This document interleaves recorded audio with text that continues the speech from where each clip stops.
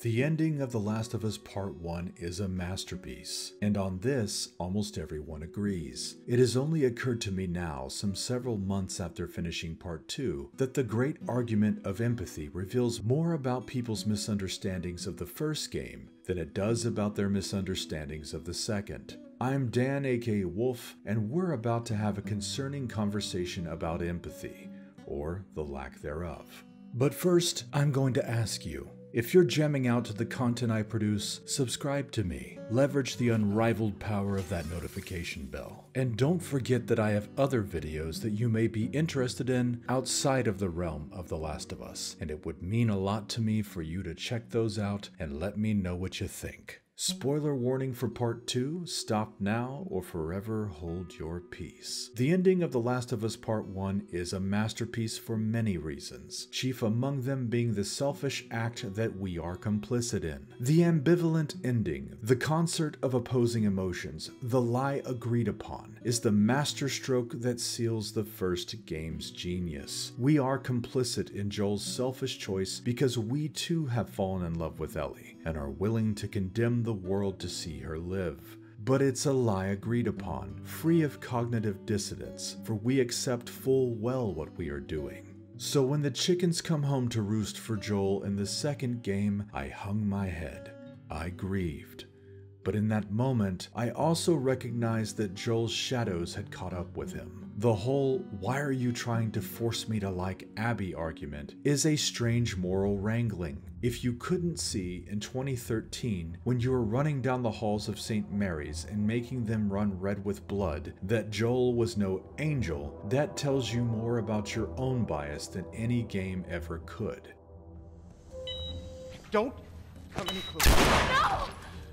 You fucking animal! Carrie, shut the hell up! The emotional and moral gymnastics required to be 100% okay with Joel's actions at the end of the first game are concerning from a psychological and worldview standpoint. We know what he did is bad, but we want the same thing: to save our girl. This recognition of opposing feelings and embrace of something that feels right in one way and wrong in another is what makes the game's ending such a masterpiece. Otherwise, it's just a gratuitous control fantasy and an act of self-righteous power indulgence. All of these points are true without needing to know anything about the personal lives of the victims in that hospital. I don't need to know who a human being is or what they have been through to empathize with their pain or their fate. I don't need to know Abby's story or Dr. Anderson's story to empathize with what happened to them, especially when I already know that what Joel did is wrong 6 years before I even met these characters. This demonstrates association bias for no other reason than you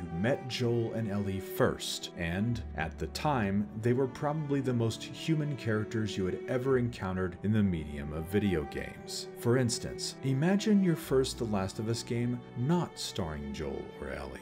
Imagine you are playing a doctor and his daughter in a post-apocalyptic world. Your character is a leader of a group of people trying to do the right thing called the Fireflies. These guys are kind of like the rebels from Star Wars. They're underdogs with their backs against the wall as they try to restore the American government and find a cure for the affliction that is ravaging mankind. The Doctor is trying to do the right thing in a world where mankind is growing more desperate and more savage as the years tick by. At the end of the game, a miracle happens. He finds a girl that has immunity, and he knows that he is the only person left alive that can develop a vaccine. But here is the rub. In order to do so, he will have to carry the burden of sacrificing her life in order to save mankind. It's a tough choice that he didn't ask for, but these are the cards that fate has dealt him.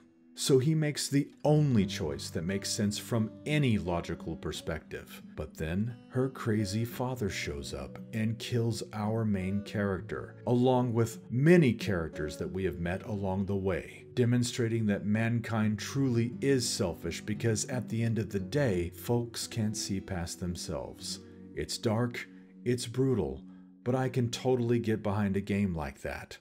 Then, So many years later, Part 2 comes out and Naughty Dog has the gall to make me play these other people. The villains that killed my character. The hero that wanted to save mankind. How outrageous. And to pour salt in the wound, these lunatics got to live happily ever after in some perfect little community after what they did. What is wrong with you, Naughty Dog? And now, after my brief and soulless revenge that actually traumatized me a little bit, you want me to play as this guy's immune daughter that was the cause of all this to begin with? Fuck you for trying to make me feel bad for killing that monster from the end of the first game. Get out of here with your BS, Naughty Dog.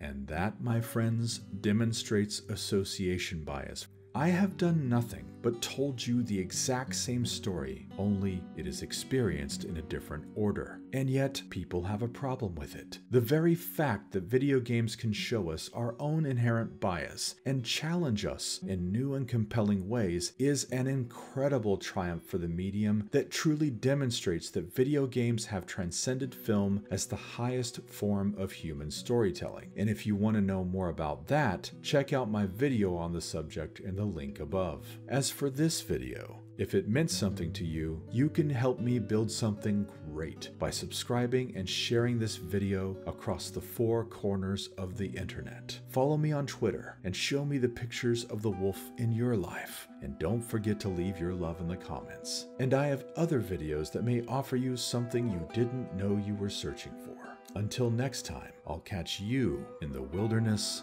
of the mental.